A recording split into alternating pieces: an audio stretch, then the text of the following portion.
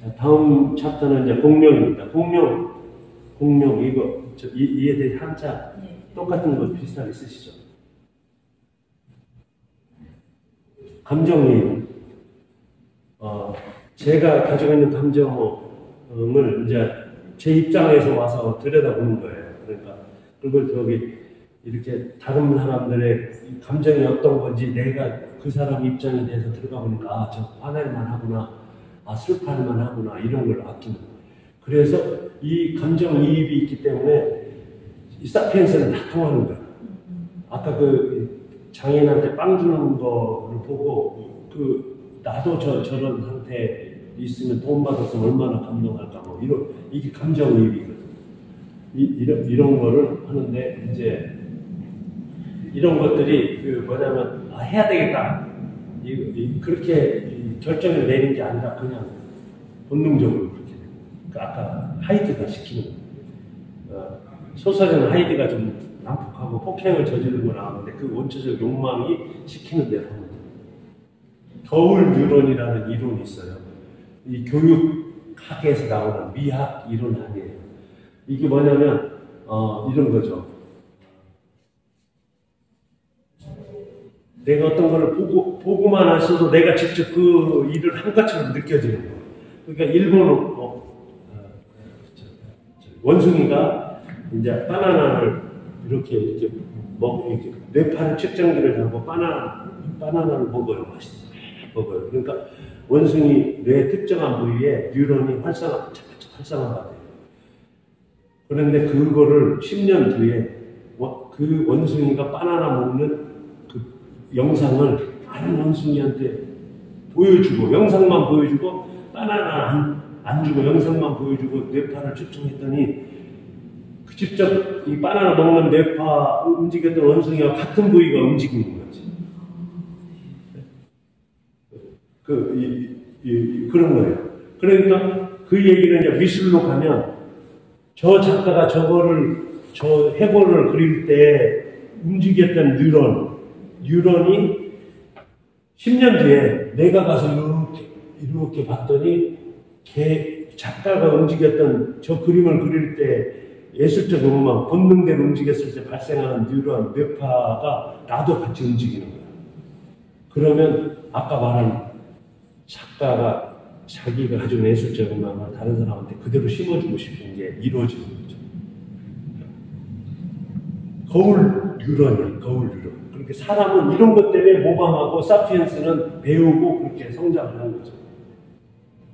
그래서 예술 작품은 간단해요. 내가 가서 이렇게 봐서 작품을 본다는 얘기는 그 작가가 저 작품을 그렸을 때 움직였던 뉴런이 지금 내 뉴런이 움직이냐 이거야 이거.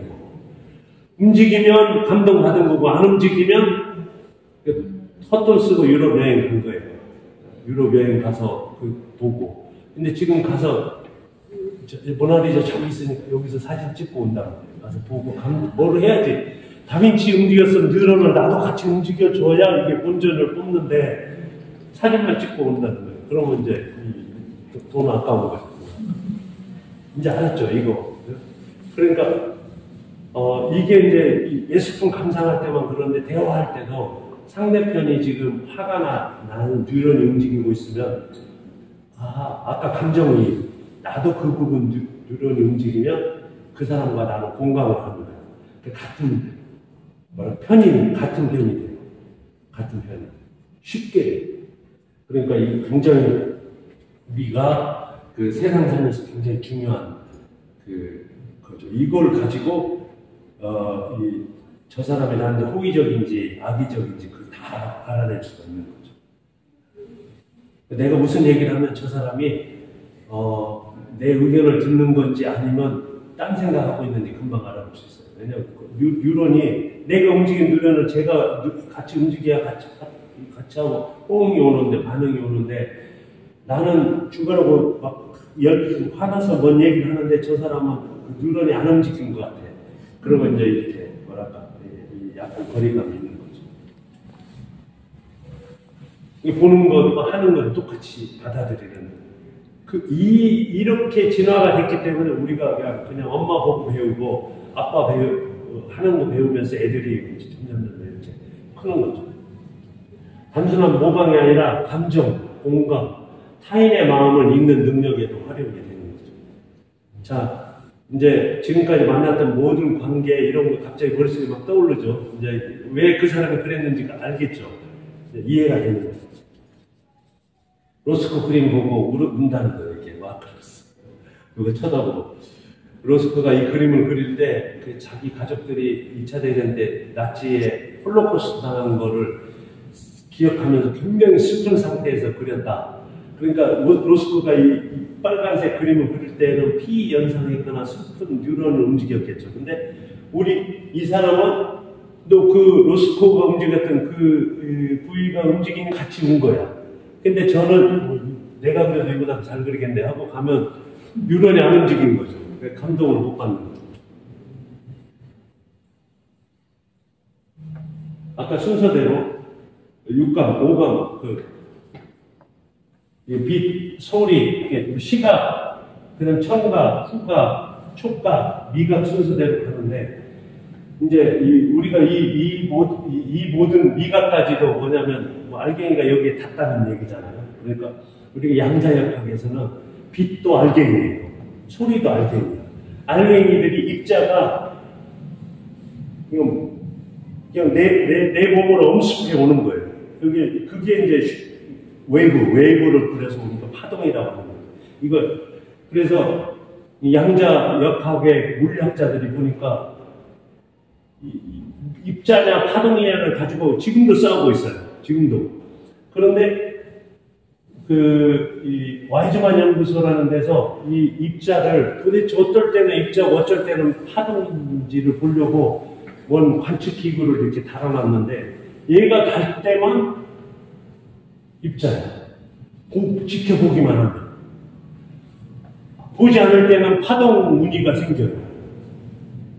이것만 저도 설명하기가 좀 뭐한데, 아무튼 이건 양자역, 물리학, 역학에서 지금도 이것 때문에 싸우고 있는데, 아무튼 핵심은 뭐냐면 우리가 보면 입자, 안 보면 파동이야. 이게 관측이나 뭘 보면. 자, 제가 하려고 하는 얘기 뭐냐면, 로스코 그림을 내가 보면 입자가 돼서 내 몸 안에 이렇게 박히는 거예요. 그래서 슬픈 거야. 뉴런이 움직이는 거야. 그렇지. 근데 내가 안 보면 내가 그래도 잘겠네 이렇게. 그냥 쓱 지나가면 파동으로 내 몸을 지나가 버리는 거예요. 나한테 슬픔이나 이런 것들을 유발하지 않아요. 그러니까 중요한 게 뭐겠어요? 예술품을 보거나 사람을 대할 때나 중요한 게 봐야 되는 거예요. 봐야 돼. 이게 그러면 입자로 와서 내 몸 안에 박혀요. 그거를 이제 이 와이즈만 실제 과학적인 사실이에요. 입자일 때는 이렇게 나오고 파동일 때는 이렇게 되는데 쳐다보기만 하면 입자야. 그러니까 우리가 보면 입자로 우리 세포몸 안에 박혀서 우리가 그 사람과 비슷한 뉴런이 움직여서 공감을 이끌어내고 감동도 하고 울고 슬프고 공포스럽고 이렇게 되는 거죠. 좀 어려운가? 어쨌든 요거 본다. 그러니까 우리는 예술품 작품할 때 어떤 사람은 안 울고 어떤 사람은 우는 왜 우냐면 본 사람하고 안 본 사람이야. 그러면 본다는 얘기는 이렇게 보는 게 아니라 주의 깊게 본다. 주의 깊게 본다. 이건 제가 이제 가시방산 위에 이런 FM 라디오부터 TV 수신부터 적외선 감마선까지 있는데 우리들은 가시광선에 대한 어떤 그런 이 파동, 빛의 파동 이런 것들을 설명을 나왔는데 이제 이렇게 세타파 요 정도의 뇌파가 있을 때 아까 말한 그 아세트코닌이 분비가 돼서 명상이나 꿈 꾼다든지 가수면 상태에 된다. 세타파 정도 될 때 이때 아세트콜린이 분비가 된다. 뇌파 우리 머릿속에도 뇌파가 있잖아요. 뇌파 측정 그런 거 있잖아요. 그래서 이제 요렇게 되는데 그 알파파, 아까 그 알파파는 이게 한 사람이 알파파에 도달하면 주변에 있는 사람도 같이 도달하는 묘한 특성이 있어요. 그게 아까 뉴런이 같이 움직인다는 얘기죠. 근데 이 알파파가 저기 그림에 들어있다가 이제 우리한테 와가지고 우리도 같이 작가의 뉴런하고 우리하고 같이 움직이는 이런 걸 간다. 그러면 이제 그게 입자가 이제 우리한테 이렇게 엄습을 하는데 막 그 큰 파장이 내 뇌파하고 이렇게 선생님 뇌파하고 같이 부딪히잖아요. 같이 이렇게 보고 대화를 하는 거죠. 부딪히면 큰 파장이 큰 뇌파가 작은 뇌파를 이렇게 엄습하는 거예요. 그러면 이제 제가 얘기를 막 하면 그렇네 그렇게 하면 이제 내가 만약에 뭐 큰 파장을 보내면 내 파장이 작으면 이제 내가 납득이 되는 거죠. 그렇군요. 이렇게. 그래서 이 뇌파 흡사는 리듬으로 이렇게 가기 때문에 기가 센 사람, 기 약한 사람 그런 게 나오는 게 이런 것 때문에. 그래서 이제 그런 게 전해지면 공포도 그런 식으로 전해지고 슬픔, 행복 이런 것도 다 그 뇌파 밑에서 되는. 어쨌든 우리가 본다. 이게 일본 이 관조 이렇게 써요? 관조?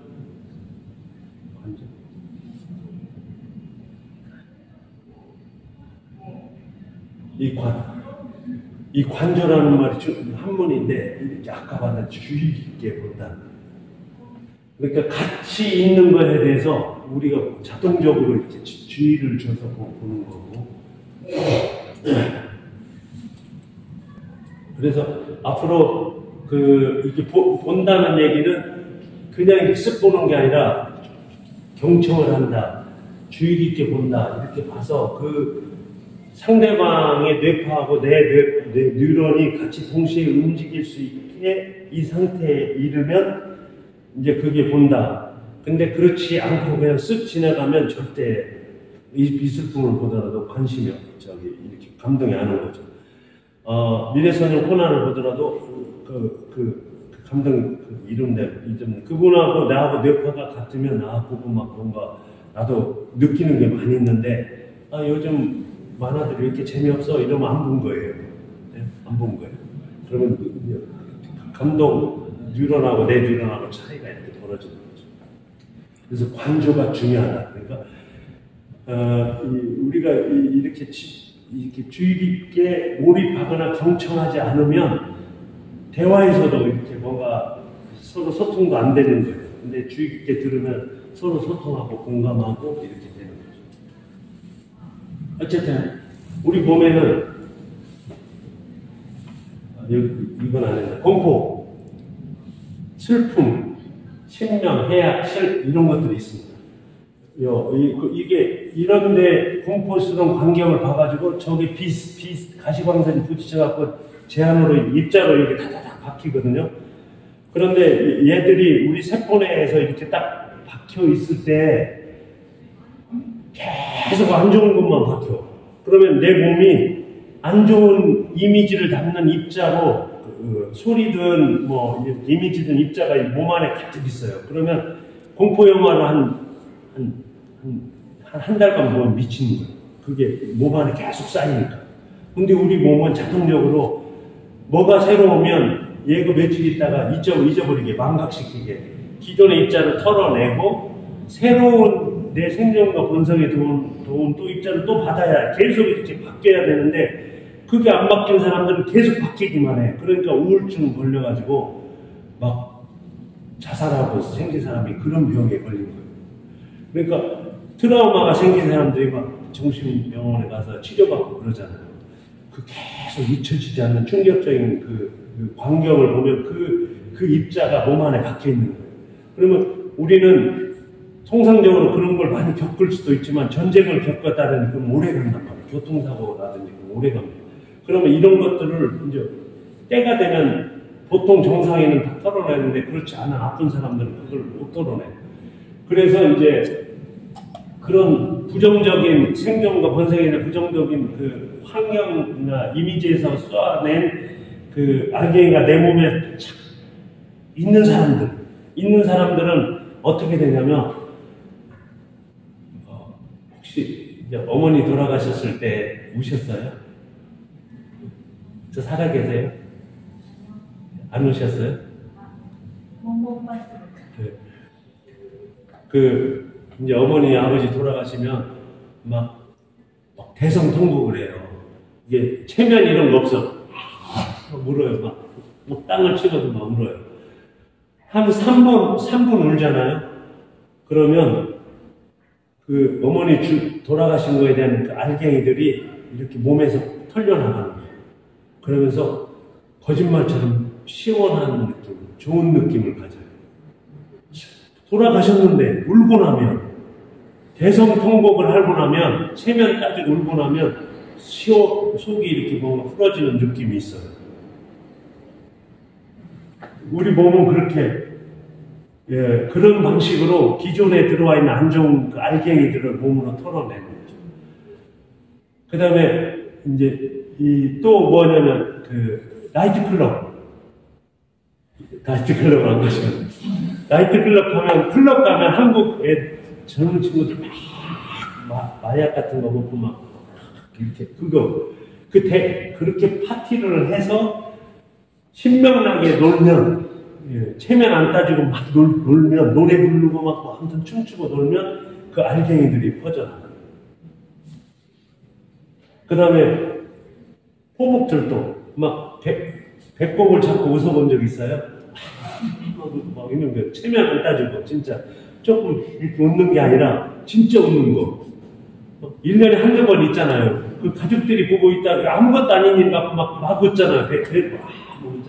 그럴 때 이렇게 이런 대성 크게 울거나 막 그 파토스 상태에 빠져가지고 막 춤추고 이럴 때나 그 다음에 막 들어오면서 막 웃을 때나 그 다음에 신부님 앞에 가서 내가 잘못한 거 막 털어놓거나 또 친구한테 막 잘못한 일 있으면 막 이렇게 털어놓고 용서를 구하거나 그러면 우리 몸이 시원해지는 그 부정적인 그 알갱이들 있잖아요. 그것들이 몸에서 터져나.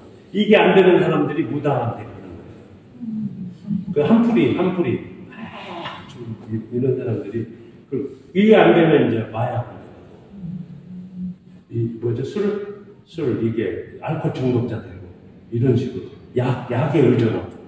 근데 걱정 안 하셔도 돼요. 일반인들은 자연스럽게 나한테 생존과 번성을 위해서 저런 안 좋은 트라우마 가진 가시광선을 통해서 입자들이 온몸에 들어와 있어야 돼. 그래야지 우리가 뱀에 대한 공포는 우리는 지금도 가지고 있거든. 워낙 중요하니까 가지고 있는 거예요. 그러니까 어머님 돌아가신 그 슬픈 알갱이는 털려져 나가는 거예요. 그 계속 남아있으면 죽을 때마다 뭐가 남으면 내가 못 견디니까. 남아있는 거는 아까 진짜 생존에 도움이 되는 거, 뱀에 대한 고소공포증 이런 거 아직도 남아있는 거. 그 나머지는 다 망각 시켜주는 거죠. 그런 거를 이런 일상에서 웃고 울고 노래 부르고 춤추고 이런 과정에서 그게 자연스럽게 우리는 해소가 된다.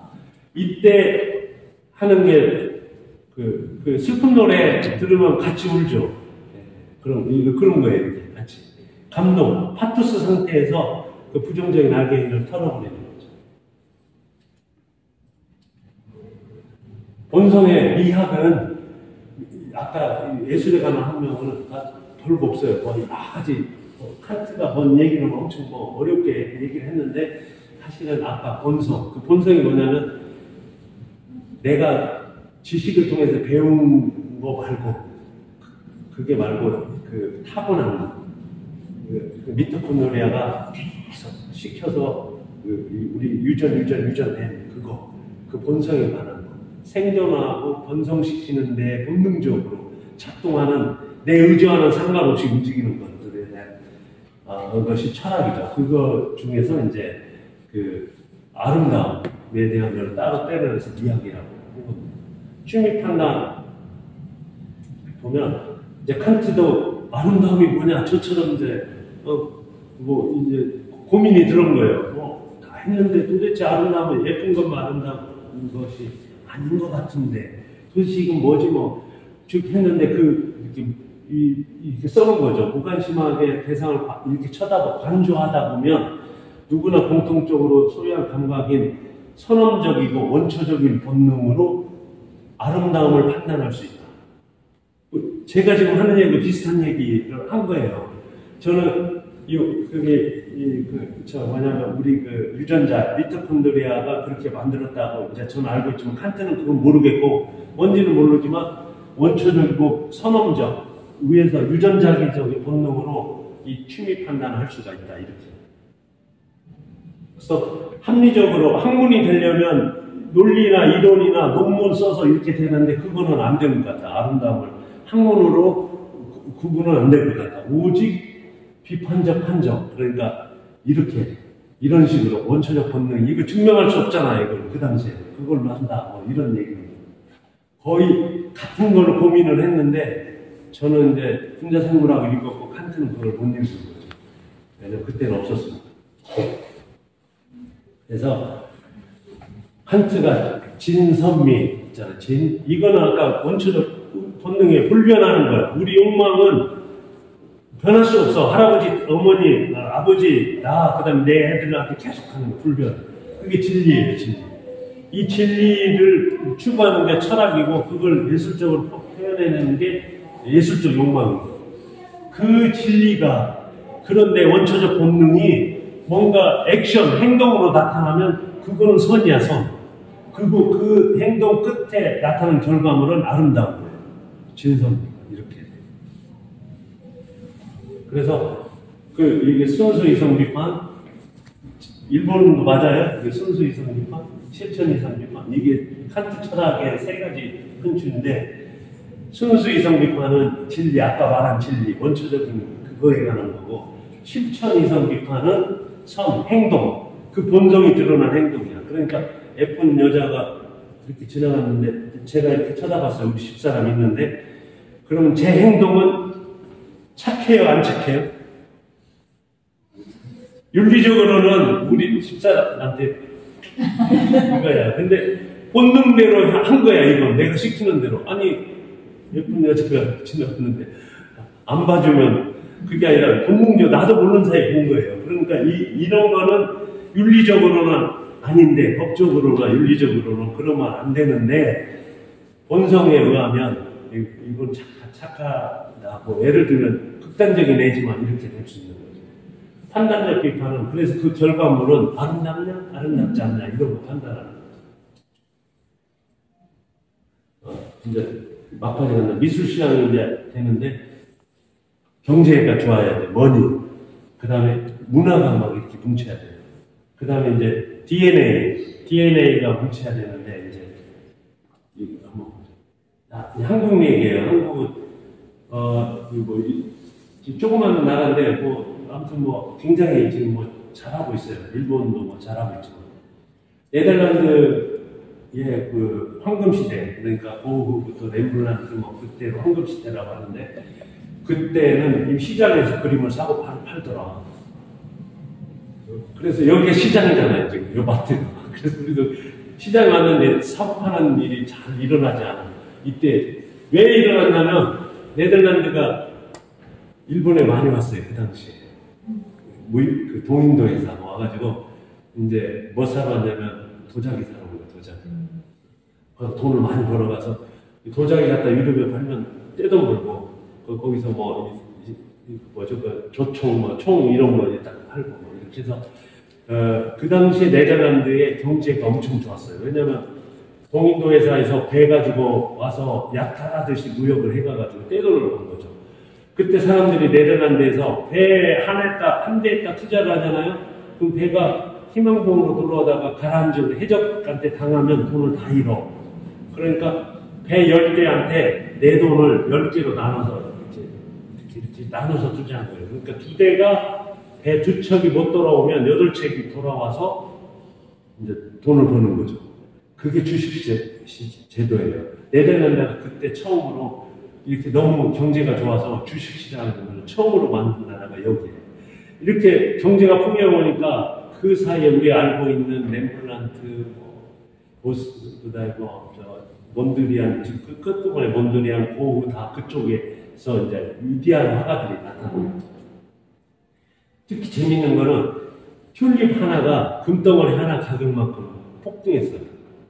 말도 못하고 올라. 그거 튤립 심으면 3개월만 꽃피고 없어지는 거거든요. 잡히는 게 아무도 없어요. 근데 그거 하나가 금덩어리 하나치 그 쭈기 바람이 일어나는 거죠. 이렇게 된 거죠. 아무것도 안 했네. 난리가 났었어요. 그래서 이제 그때 네덜란드가 얼마나 뭐냐면 이 그림을 보면 전 세계에서 온 모든 무역을 해갖고 온 것들이 여기에 다 들어있어요.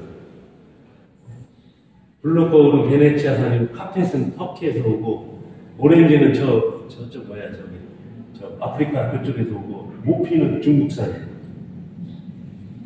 그만큼 이게 잘 됐다는 거죠. 네덜란드. 황금기가 돼서 거기에 경제력이 집중하니까 미술 시장도 그렇게 크고 위대한 화가들도 많이 나타나요. 그다음 컬처가 믹스가 돼야 되는데 요즘 K 뭐 많이 유명하죠. 뭐 드라마 그다음에 이제는 노벨상도 받고 하여튼 뭐 이렇게 이게 됐죠. 자, 요 밑에가 올드바이 협곡이에요. 그래서 이 사람들이 이쪽으로 와요. 왜 이쪽으로 왔겠어요? 왜 동쪽으로 이동해서? 일본이 좋아서? 한국이 좋아서? 그게 아니라 지구가 이렇게 도니까 해가 여기서 떠요. 아까 3대 공포가 어둠이 됐잖아. 아침만 되면 해가 저쪽에서 떠. 그러니까 저 해 뜨는 데로 의식적으로 사람들이 이동을 하기 시작합니다. 이쪽으로. 다양한 방법으로 바뀌었죠. 이게 오다 보니까 좌측으로 간 애들이 있어요. 유럽 애들. 이쪽으로 올라갔어요.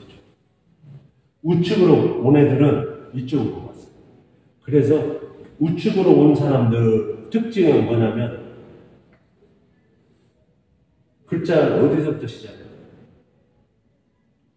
시작할 때 지금은 와타시와 가쿠사에 대해서 이렇게 시작하죠.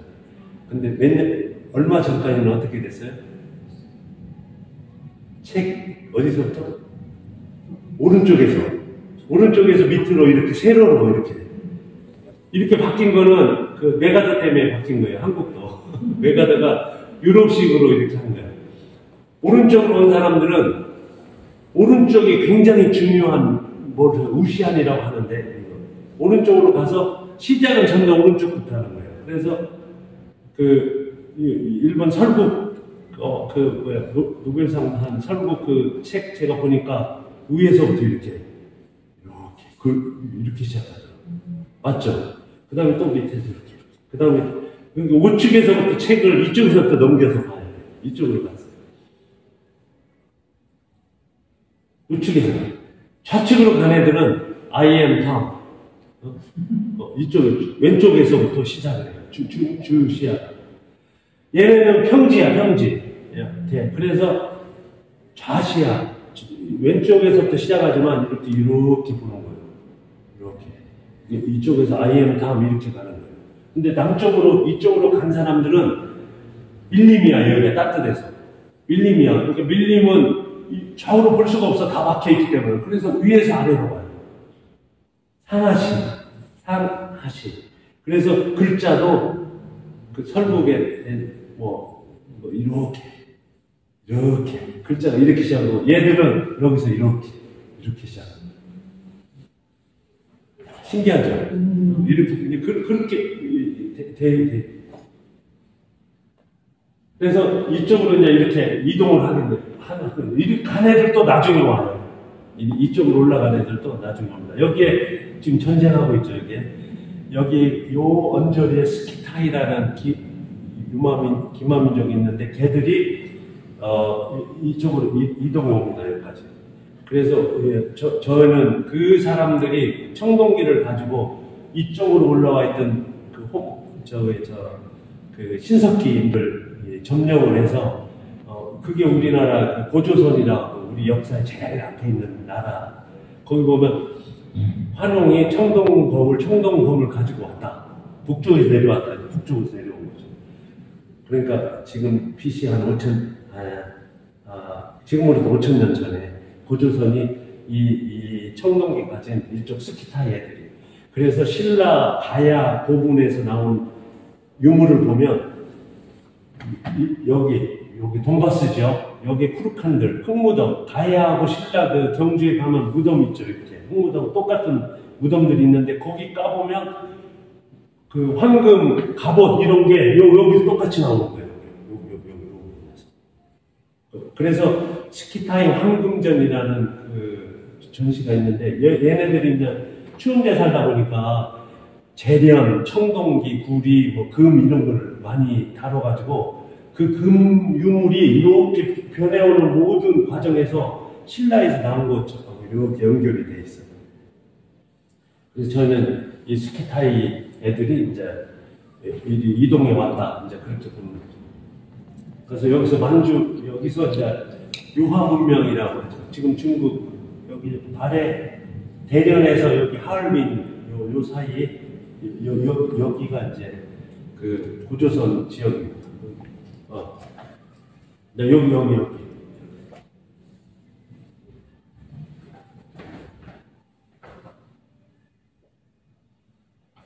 여기에 이 흥안령이라는 이게 지도가 조금 제가 뭔가 했는데 흥안령이라고 있어요. 산맥은 아닌데 이 흥안령으로 이렇게 넘어오면 여기 하얼빈 있고 이게 만주 벌판이에요.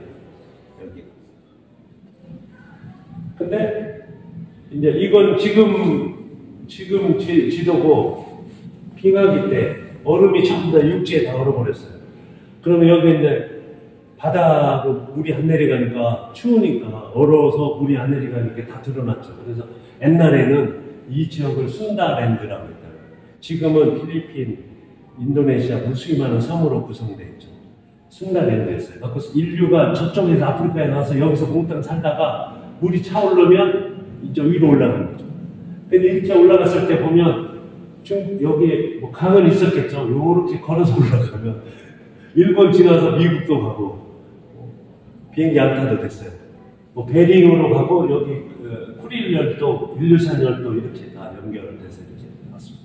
지금 이제 간빙이라 물이 녹아서 차올라서 여기가 다 이제 섬으로 다 변하는 거죠. 여기까지 이 호주까지 걸어서 가도 될 일들이 이제 보는데 보통 간빙기하고 빙하기의 터울은 7만 년? 그 걱정 안 하셨어요. 지금 만년 됐어요. 1160, 그 전부터 이제 간빙기가 시작했다고 그러니까 7만 년 걸려면 아직 6만 년 더 남았는데 문제는 뭐냐면 이 당시에는 지구가 자연 상태였잖아요. 물이 차올라 이렇게 물이 빠지면 태양 독사열이 굉장히 강해요. 그러면 지구가 뜨거워져서 육지에 있는 얼음을 다 녹이면 이거 물이 이제 지금 북극 놀아갖고 막 해수면 높아지니까 일본 지진 많이 나고 한국도 지금 지진 나기 시작하잖아요. 물이 이제 바다로 가니까 바다 무게가 견디지 못해서 나는 지진이에요. 이렇게 내려오면 얘들이 이제 점점 차오르죠. 물이 오면. 근데 지금은 여기가 도시가 생겨버렸어. 만년 전부터 도시가 생겨서 그 다음에 막 자동차 배기가스 이런 것 때문에 이거를 열기를 많이 내뿜으니까 문제가 이제 발생한 게 속도가 빨라져. 7만 년 동안 때 되면 임계치가 되면 다시 이렇게 추워지기 시작해서 빙하기로 돌아가는데 그 빙하기라고 해서 전 세계가 얼음으로 덮이진 않고 지금보다 6도가 낮대요. 6도 평균. 그러니까 뭐 죽거나 그러지 않아요. 남쪽으로 가면 다 살 수 있어요. 근데 이게 이제 녹아갖고 지금 그 일본 강릉 커피 해변도 40m였는데 10m로 줄어들었어요. 동해에 물이 이렇게 올라오고 있는 거죠. 그러니까 동해가 이제 물이 많이 차니까 물 무게 때문에 그 땅이 찢어져서 일본 서해하고 또 한국 동해 쪽에 갑자기 몇 년 전부터 지진이 많이 생기기 시작하는 거예요. 점점 올라오고 있는 거죠. 근데 그 속도가 굉장히 빨리 어쩌면 한 1, 2만 년 사이에 다시 또 이렇게 다 차서 자카르타 이거 다 베트남 3분의 1 물에 잠긴대잖아요. 이렇게 잠기는 때가 되면 이제 태양 복사열을 발사시킬 땅이 줄어드니까 다시 추워져요. 그래서 다시 빙하기가 되는데 7만 년이야 어쩌면 2만 년 정도 될지도 모른다고. 그래서 기후 협약을 하자, 뭐 탄소를 절감하자 지금 뭐 난리를 치고 있는데 트럼프는 그거 사기야 그러고 기후 협약 탈피하고 막 그런 데잖아요. 지금 5년만 버티면 됩니다. 자, 이제 이런 것들이 이렇게 동쪽으로 스키 타이가 이동해 오는 것들을 작품으로 우리 청년 작가들이 만든 거죠. 그 중에 웅녀족이 있었어요. 웅녀족. 여자가 와. 우리 그 기록에 와. 근데 곰을 토템으로 해요. 곰 토템. 카미.